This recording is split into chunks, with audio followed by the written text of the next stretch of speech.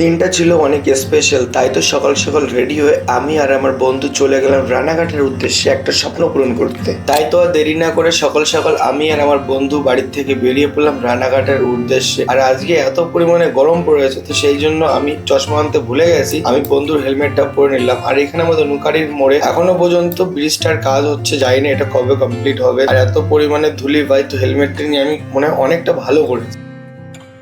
রানাঘাটে ঢুকতে না ঢুকতে ভাই দেখো কি অবস্থা। এই পাশের এই রাস্তায় যদি এত বড় একটা গাড়ি ঢুকিয়ে দেয় তাহলে কিভাবে হয়। আর রানাঘাটের এই রাস্তাটা মানে স্টেশন যে রোডটা, এটা হলো একটা রানাঘাটের ঐতিহ্য পুরনো, কারণ এটাই অল টাইম ভাই ভিড় থাকে। আর এই রাস্তায় এত বড় গাড়ি ঘেমে পুরো স্নান হয়ে গেছে। এই রাস্তায় যদি এরকম বড় বড় যদি 10 চাকার লরি ঢুকায় তাহলে কি করে হবে, এটা তোমরা ভাবো।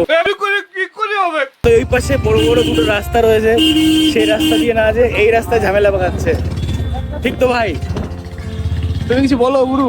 আরে ভাই এই পাবলিকও কিরকম পুরো মাঝখান দিয়ে যায় বুঝলি তো? একদম মানে এটা সাইড দেবে, সে ভাই কেউ দেবে না। কেউ সাইড। সত্যি কথা বলতে সবাই ব্যস্ত, সবাই চায় আগে যেতে, তো সেই জন্য আমাদের একটু লেট হয়ে যাচ্ছিল। ফাইনালি চলে আসি রানাঘাটে সেই পপুলার মোবাইল শপে শাহ কম্বিনেশন। এখানে আসার পর আমাদের বিভিন্ন রকমের কোম্পানির ভ্যারাইটিস প্রোডাক্ট দেখাচ্ছিল, যেমন রিয়েলমি, ওপো, ভিভো, আরো বিভিন্ন রকমের প্রচুর রকমের প্রোডাক্ট দেখেছি। আমাদের বাজেটটাও ছিল অনেকটা বেশি। আর আমি এখানে কিছু ডেমো ফোন দেখছিলাম, আর এখানে গুরু ফোন দেখছিল। আর এখানে ফোন পছন্দ হয়ে গেছে, তো ক্যাশ দিয়ে হলো, ক্যাশটা গুনা নিয়ে নিয়েছি। আর এখানে দেখছিলাম আইফোন 15, তো 15টা তো আলাদা একটা চুমু জিনিস। আর এখানে রয়েছে আইফোন 16, তো এটা তো আলাদা একটা জিনিস, এটা চুমুর থেকে খতরনাক। বিষয়টা হলো বন্ধুরা, সব ক্যামেরাই এক, মানে অন্তত আইফোনের ব্যাপারটা যারা ব্লগিং করে না, তো 12 মেগাপিক্সেল ওয়াইটে ওইটাতেই এনাফ হয়ে যায়। আর এখানে দাদা ঘষে ঘষে ক্যামেরা পরিষ্কার করছিল যাতে আমাদের এক ঝলকে পছন্দ হয়ে যায়। দাদারা বুঝতে পারছিল না আমরা কি ফোনটা চাই। সব থেকে বড় কথা হলো জিনিসটা নিয়ে খুচাখুচি না করলে তো বুঝতে পারবো না কোন জিনিসটা ভালো। তো আমি ব্যাপারটা দেখছিলাম যে কি ব্যাপার, কোনটা ভালো কি না। তো বন্ধুরা ব্যাপারটা বুঝতে পারলাম, ভালোর কোনো শেষ নেই। তুমি যেমন টাকা দেওয়া তোমার মালটা ঠিক তেমনই আসবে, বুঝলে তো, মানে মোবাইলটা অ্যাকচুয়ালি। আবে সালে ফাইনালি আমরা নিয়ে নিই ভিভো V70।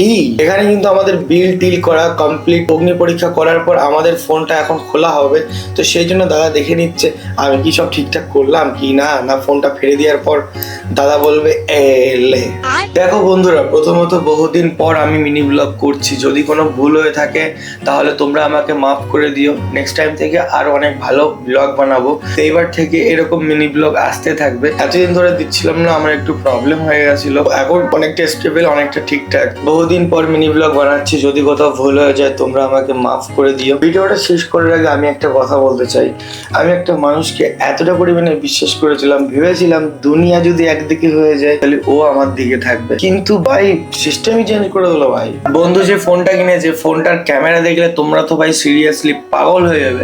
আর যে লেন্সটা ইউজ করেছে, লেন্সটা হলো জাইসের একটা লেন্স। তো জাইসের লেন্স মানে সবাই জানো খুব ফারু লেভেলের লেন্স। তো যাই হোক বন্ধুরা, ভিডিওটা কেমন লাগলো তোমাদের? যদি ভালো লাগে লাইক, কমেন্ট, সাবস্ক্রাইব, ফলো নাও।